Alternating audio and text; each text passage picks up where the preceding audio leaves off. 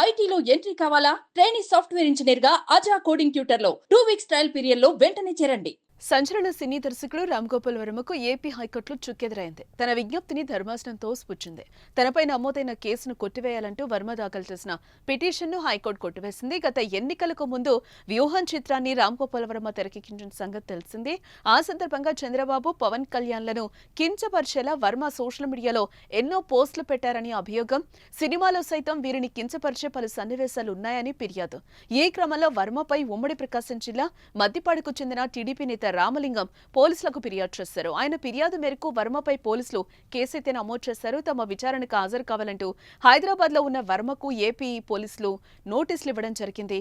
నోటీసుల ప్రకారం మంగళవారం పోలీసు విచారణకు వర్మ హాజరు కావాల్సింది. ఈ నేపథ్యంలో ఆయన ఏపీ హైకోర్టును ఆశ్రయించారు.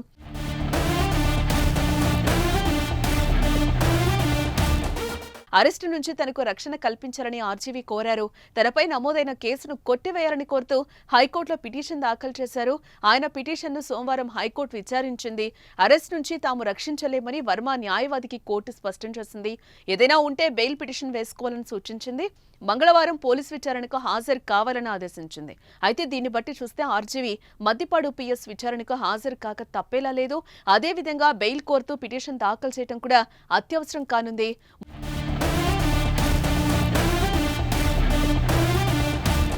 మొత్తానికి వర్మ తీసిన వ్యూహంలో తానే చిక్కుకున్నారని డిస్కషన్ అయితే జరుగుతోంది. 2024 ఎన్నికలకు ముందు రిలీజ్ అయిన ఈ సినిమా కమర్షియల్ గాను సక్సెస్ కాలేదని ట్రేడ్ పండితులు విశ్లేషించారు.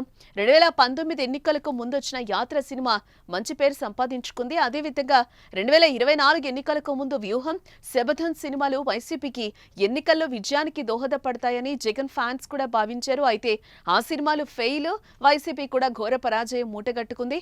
అయితే వ్యూహం తాలూకా చేదు జ్ఞాపకాలు వర్మను వెంటాడుతూనే ఉన్నాయి. వ్యూహం సినిమా రిలీజ్ సమయంలోనూ రిలీజ్ ను నిలుపుదల చేసేందుకు అప్పట్లో నారా లోకేష్ సెన్సార్ బోర్డుకు లేఖ కూడా రాశారు.